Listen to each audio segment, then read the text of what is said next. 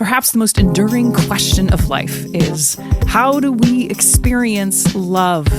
It's in our music, poetry, and art, the pursuit of love and love pursuing us. There's a popular notion that there are 5 love languages, 5 distinct ways that people express and receive love. And the key here is that we can miss expressions of love because we're not listening for and recognizing the language, so to speak, in which love is being expressed to us. We don't want to miss love. What we'll do this season of Lent at Salt House is take this concept and turn it to our experience of God's love. We believe that God is love, that God is expressing love to us always. God's voice is what activates life in us. We are voice activated. Life and love are activated in us, as Jesus says in John 10, when we hear and follow God's voice. And we're living in a moment where God's voice and God's love seems even harder to hear because we are activated by external voices other than God's. So let's listen for life and follow God's love this season. Each Sunday, God's 5 love languages will lead us into practical methods for nurturing our capacity to hear, receive, and move in God's love. We'll see how words of affirmation are like God's love language of the Bible, the Word of God. Acts of service, how God's love shows up when we are in loving service and generosity. Physical touch plays out in our need for beloved community. And gifts is connected to fasting, making room in ourselves to receive. And then finally, quality time is God's love language of prayer. So take a deep breath now. Feel your body and heart in this moment as we open to hearing God's voice of love, activating and pursuing us now. Well, for those of you who don't know me, I'm Zach. And for those who do know me, it's really good to see you again. You may recall that when I left, I went to Holy Spirit for 3 months for my Lutheran formation training. Since then, I've been working at Harborview in the spiritual care department and guest preaching in a handful of churches around Seattle and Bothell and Redmond. And you know what I'm most excited about being back here today, other than seeing all of you? All of these churches have 8-minute sermons. I'm back at Salt House, the home of the 25-minute sermon. Let's see if I remember this. Roll your shoulders back. Take a deep breath. Feel your body in the space. It's like riding a bicycle. Here we go. I want to start today by talking about one of the great controversies of the year. And you're probably thinking you're going to need to be way more specific. But there's something that I think has gotten unfair media coverage, and we're just not talking about it enough. So at the risk of being provocative, I want to go on the record saying that I really liked the live-action Snow White. I thought it was a good movie. Anybody else seen the live-action Snow White? No. See, it's not getting fair coverage. It had a lot of cute nods to the original, but it also added a lot of plot as well. And one of my favorite additions was a necklace that Snow White's father gives her just before he dies. On it's this inscription that reads, "Fearless, fair, brave, and true." It's his reminder to her of who she is. And then as the years go by and she gets lost in her grief of losing her father, and she lives with her stepmother who tells her that she's a maid and she's nothing and she's just a weak little girl, she forgets that she was born a princess. But she never forgets these words from her father. And she even struggles to remember and as she struggles to remember who she is and to live up to who she was born to be, she has this gift to remind her who she is. And when I saw the movie last week, I was like, well, this is my sermon. This is how we can relate the love language of gifts to God. God gives us gifts so that when the world lies to us, when the world tells us that we are weak or worthless, when we get lost in our grief, when we struggle to live up to who we were born to be, God gives us gifts to remind us. As Christians, we preserve the memory of several gifts from God. One is baptism. Theologian Martin Luther called baptism the most precious gem. See, they made me a good Lutheran. In baptism, we are promised that we are God's beloved, that we are promised we belong, and we are promised that God has good and sacred work for each of us to do in the world. The waters of baptism are a tangible gift from God that these promises are true no matter what and can never be taken away from you. Or think about communion. When we gather for communion, we remember that the gifts of God are free and that the gifts of God include Jesus' very body and blood. We remember that God gives God's whole self for you, that you may remember you are beloved, that you may remember you belong, that you may be strengthened to go out and love the world. And again, the bread and the wine are tangible gifts that remind us that these promises from God flow free for all people, no matter what. And as we get ready for Holy Week and the celebration of Good Friday, we remember another gift from God, the cross, where God gives us a gift and reminds us that God will never abandon us, that when suffering comes, God gives God's whole self to suffer with us. And God again reminds us that even in suffering, we are God's beloved. We belong, and there is still good and sacred work for us to do in this world. That's the gift of the cross. So baptism, communion, the cross, these are some of the classic Christian gifts we celebrate. I also found this list online this week. I think about how some of these things are gifts from God. Nature, music, sleep, good food, warm hugs. These things also remind us of our belovedness, of our belonging, and the good and sacred work we have to do in this world. Pastors have a word for this. It's kind of a buzzword in churches. We call this grace. The Greek word for grace is charis. Say charis with me. And it literally means gift. If you want to get technical, it's defined as an unmerited or unearned favor or blessing that is bestowed freely. When we say God's grace, we are literally saying God's gifts. And there's nothing you need to do to receive God's gifts. God is going to love you and give you gifts, whether you want them or not. God does not require merit or favor or success or goodness. God's gifts are free. And they're for all people. They remind us of our belovedness, of our belonging, and of the good and sacred work we have to do in this world. They cannot be lost or taken away. They don't change with the events of the day. No taxes or tariffs. They are freely and lavishly given to you by God each and every day. But I want to tell you another story about gifts. When I was 6 years old, my aunt and uncle gave me a book of 3D dinosaurs.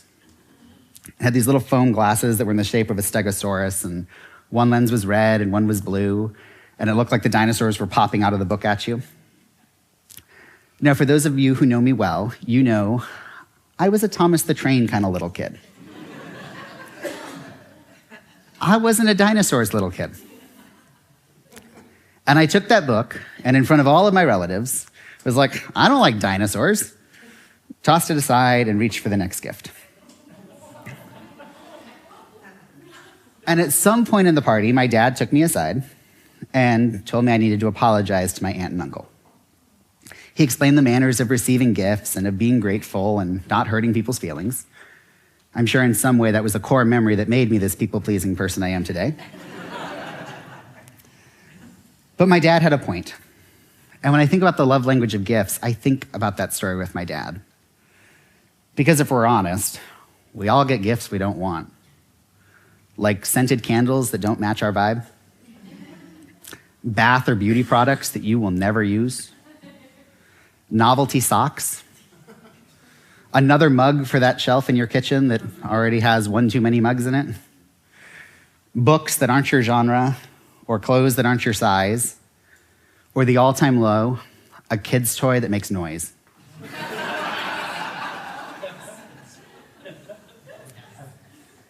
Like, we all get gifts in life that we don't want. And the urge to go, I don't want this. This isn't me. It's really human. And you may remember that Gary Coleman, who was the author and counselor that suggested these love languages, if we look at his research of this love language, we see something really interesting. In pop culture, this love language is referred to as gifts. And if this love language resonates with you, you might be tempted to say something like, I express my love through giving gifts. But that wasn't what Coleman was talking about. In Coleman's original research, this love language is called receiving gifts. What Coleman found was that the way we receive gifts says something about how we experience love. I mean, many people are stressed by giving gifts. We all have relatives who are hard to shop for. But some of us feel incredibly loved by receiving gifts. What Coleman found in his research was that if this is your love language, it's because receiving a gift makes you feel seen, heard, and understood. It reminds you that people care. Receiving gifts makes people feel loved because they can naturally see the intention and care behind the gift. But this love language isn't for all of us. And silly, opinionated little humans that we are, we all get gifts in life we don't want. And we all sometimes go, I don't want this. And I wonder if we sometimes do this with the gifts that God gives too. Do we sometimes look at the things in our life and go, thanks a lot, God. I don't want this. This is not what I asked for. This isn't me. Like I was hoping for a toy train, and life keeps giving me dinosaur books. I wonder if sometimes God thinks that we are hard to shop for. Now, as I said before, there is nothing you need to do to receive a gift from God. God is going to love you and give you gifts, whether you want it or not. And that's just the good news of how grace works. I mean, Jesus proves this on the cross, that even when humans reject Jesus' lavish love and good gifts of healing and hope and wholeness, Jesus does not abandon us. Jesus stays and suffers our rejection. Jesus continues to love and remind us that we are beloved, that we belong, and that we have good and sacred work to do.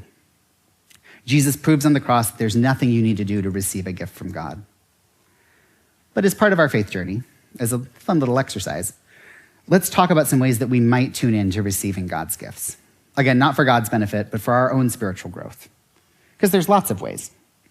There are practices of gratitude, like journaling or saying grace before a meal.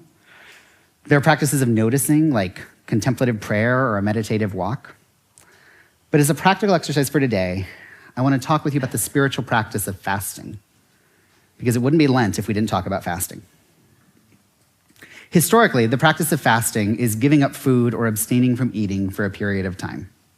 And the practice of fasting is really old, like really, really old, thousands of years old. It's found in every major religion in every era of history. The ancient Egyptians practiced fasting as a way of purifying the body. In China, fasting has ancient origins as part of Chinese medicine, a practice which is continued today. Greek philosophers like Pythagoras and Plato both encouraged fasting to clear the mind. Certain sects of Hinduism observe it a twice-a-month fast, where Buddhism practices fasting in some monastic traditions. Our Muslim siblings fast for 30 days during the month of Ramadan, eating only at sunset. And our Jewish siblings fast on their high holy days as an act of repentance and forgiveness. For Christians, Lent is associated with fasting. As a fun fact, Advent used to be associated with fasting, and I think Christmas cookies kind of killed the whole deal. But across Christianity, many people fast on Ash Wednesday and Good Friday. Perhaps if you grew up Catholic, or you know some Catholics, you may also associate fish with Lent, as it's tradition to fast from eating meat on Fridays. Interestingly, fasting was in the news this week. Apparently, Senator Cory Booker practiced fasting in the days leading up to his speech on the Senate floor. When asked about it, he actually quoted the prophet Isaiah. So as you can see, the reasons for fasting are vast, but most of them point to spiritual awareness. The idea is that creating a space of emptiness tunes our awareness. Creating a space of lacking creates in us a spirit of gratitude. And creating a space for neediness helps us understand how God meets us where we are each and every day. But you know what the problem is? Emptiness, lacking, and neediness are not values our society thinks very highly of. We have a gazillion ways to avoid feeling empty, lacking, or needy.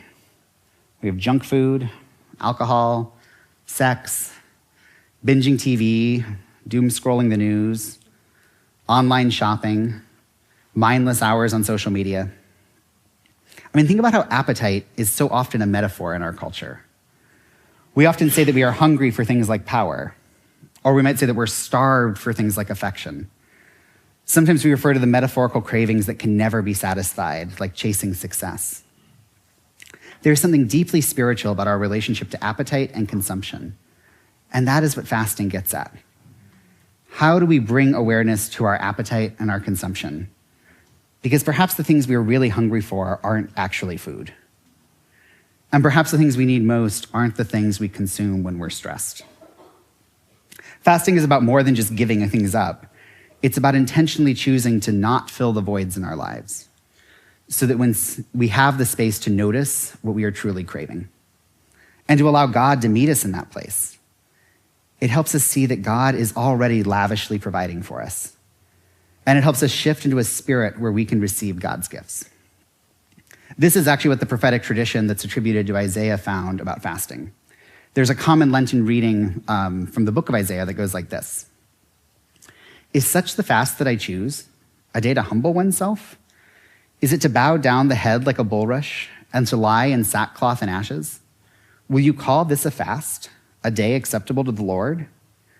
Is not this the fast I choose? To loose the bonds of injustice, to undo the straps of the yoke, to let the oppressed go free and to break every yoke. Is it not to share your bread with the hungry and bring the homeless poor into your house? When you see the naked, to cover them and not hide yourself from your own kin. Then your light will break forth like the dawn, and your healing shall spring up quickly, and your vindicator shall go before you. The glory of the Lord will be at your rear guard, and then you shall call, and the Lord will answer. You shall cry for help, and he will say, here I am. I love this reading because I think it summarizes how fasting teaches us three things about God's gifts. One, God gives gifts, not tests. We often think of fasting as a test of willpower, as a battle with our own inner desires, as some way of demonstrating mind over matter. But that's not what fasting is about, and that's not how God's gifts work. This text points out that fasting is not about bowing down or laying down in sackcloth or ashes. You don't need to humble yourself or punish yourself to receive gifts from God. God just gives gifts, whether you like it or not. Two, God's gifts point us towards the injustice of the world. God's gifts always remind you that God will provide for you. And we have no need to fear, because these promises of our belovedness and our belonging remind us that God has already given us everything we need. We can dedicate ourselves not to our own needs, but to loving and serving our neighbors. We can do the good and sacred work of loosing the bonds of injustice, undoing the straps of the yoke, letting the oppressed go free, sharing your bread with the hungry, bringing the homeless into your house, and clothing the naked. When you see that in your emptiness, God will provide for you, you can provide for your neighbor. And three, God's greatest gift to you is God's own presence. That's the promise of baptism, of communion, of the cross. It's the very essence of grace that everywhere you go, in everything you do, in nature, in music, in good food and warm hugs, in the happiest moments of your life and the worst days of your life, God will never abandon you. In your every hunger and craving, God will be there. When you call with joy, the Lord will answer. And when you cry for help, God will say, here I am. Now, the scriptures acknowledge that this can be a very scary thing, because when we admit that we have emptiness in our lives, we risk not having it filled. We risk being left lacking. We risk being needy and disappointed. And I don't know about you, but there's not much I hate more than feeling needy and disappointed. I mean, that's the thing about receiving gifts. What if I admit I have a need, but the thing I get given doesn't meet that need? What if it's a book of dinosaurs? I mean, this is what Jesus says about this in his Sermon on the Mount. He says, ask and it will be given to you. Search and you will find. Knock and the door will be opened for you. For everyone who asks receives, and everyone who searches finds. And for everyone who knocks, the door will be opened. Is there anyone among you who, if your child asked for bread, would give a stone? Or if a child asked for a fish, would give a snake? If you then, who are evil, know how to give good gifts to your children, how much more will your Father in heaven give good things to those who ask him? You know what jumps out to me in this text? Bread. Bread is a really interesting metaphor in the Bible. When the Israelites are wandering in the wilderness, God rains down manna, which is this bread-like substance for them to eat. In Leviticus, before the temple is built, the bread of presence is left on the altar of the tabernacle as a promise that God will always provide. There's a story about King David stealing bread that was meant for God. Jesus is born in Bethlehem, which is the city of bread. In the Roman occupation, bread was rationed and given out by the empire. So when Jesus talks about bread, there's a lot of emotion and anxiety attached. It's kind of like when we talk about eggs. but more so. Bread represents both human hunger and God's spiritual nourishment. Bread represents the very thing people need to feed their souls, to calm their hearts, and to feel whole again. And it also represents everything God provides to meet those needs. So put this in conversation with the practice of fasting.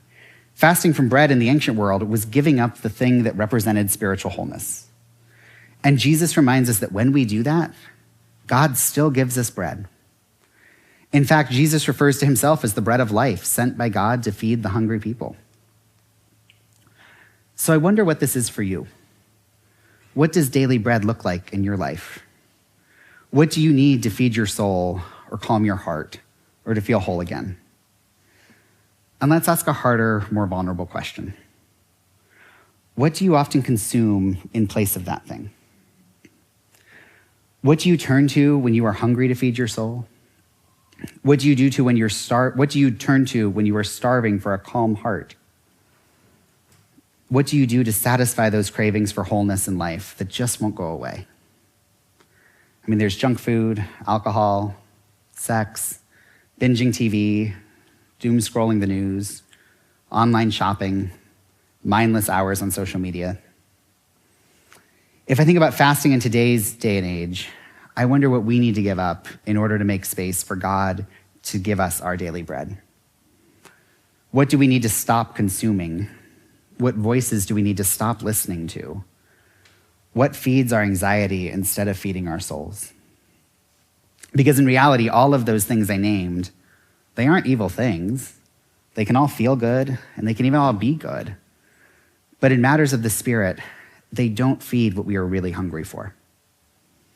Remember, God's gifts always remind us that we are beloved, that we belong, and that there is good and sacred work for us to do in the world. Do the things you consume remind you of these promises? If so, thanks be to God. But if not, maybe it's time to try a little fasting. Maybe it's time to create a little space of emptiness in your life. Maybe you need to hear God say, you are beloved, you belong, and there is good and sacred work for you to do in this world. If you've thought of something that may be getting in your way of hearing these promises from God, maybe that's something you could write on the seed paper and bury it in our garden this week. And then after you bury it, maybe you could try giving it up. Try a little fasting for a day or 2 or 5 or 7. See if the emptiness helps you to notice God's gifts. Because you know what's funny? That book of 3D dinosaurs turned out to be a favorite for both my brother and I. We turned the cardboard pages till the binding broke. And we wore those glasses even after the sides had popped off. And that's the funny thing about gifts. We often don't know what we need. We often don't know what will surprise us. So that's my prayer for you this week, that these gifts from God may remind you who you are. That when the world tells you you are weak or worthless, you may know that you are God's beloved. And when we get lost in your grief, may you know that you belong. When you struggle to live up to who you were born to be, may you know that you have good and sacred work to do in this world. And may you be surprised by how good the gifts of God's grace are. Amen.